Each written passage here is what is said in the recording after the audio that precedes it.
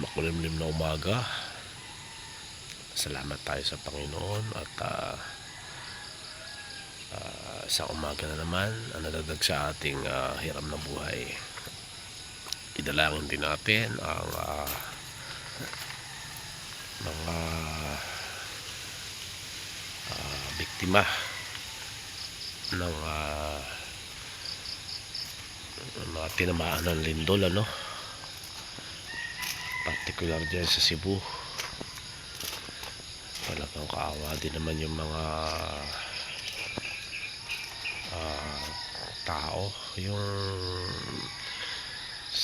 pati sa Davao. Talagang makita natin na sobra yung mga pinsala. Ipanalangin din natin sila na naging matatag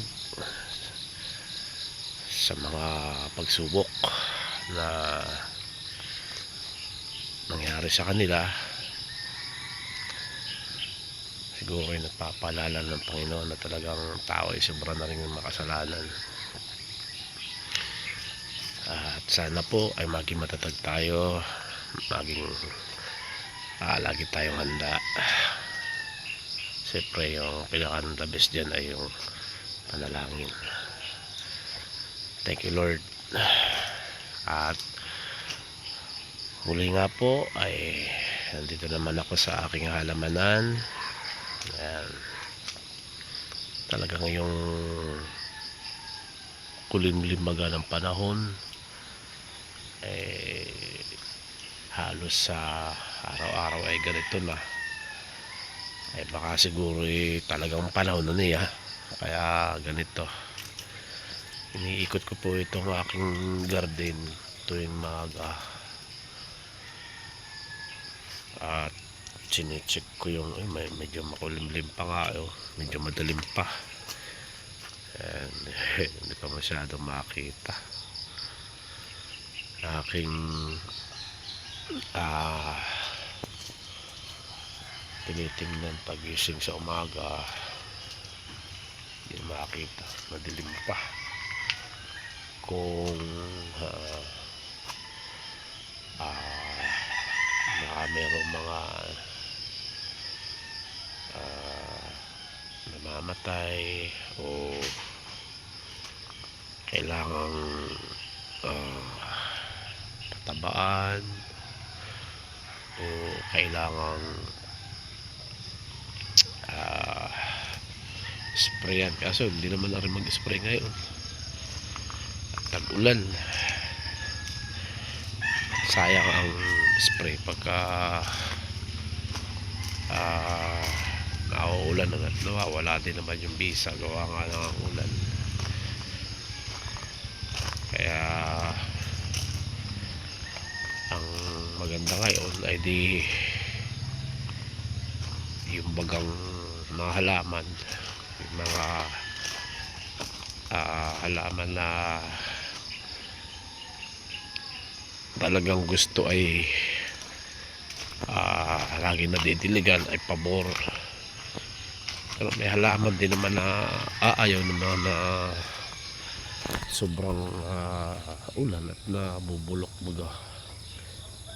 Ayan po ang aking halaman dito sa may side naman. Ayan.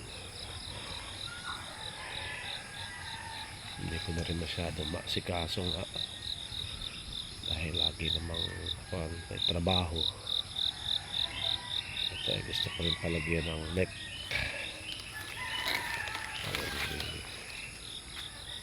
Sahod yaman daw sabi nila. Ayan.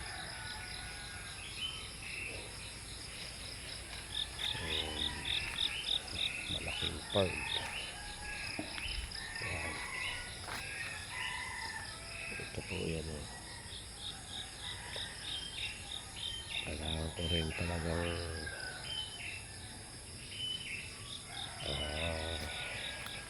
isaayos ito gawa ng para maging magandang tingnan. Ayan, hindi pa makapagpagawa grass cutter at lagi namang naulan. Ito po ang aking garden dito sa may side. Ayan po. Hindi ko na rin narubunting itong mga ang tao sa amin ito hintay-hintay. Ayan po. Isang mapagpalang umaga. Dalangin ko po na sana ay tayo laging manalangin sa Panginoon. Masyado na tayo siguro nalilibang sa ibang bagay. Minsan nakakalimutan natin ng Panginoon. Muli po, magandang umaga. God bless po at lagi tayo mag-ingat.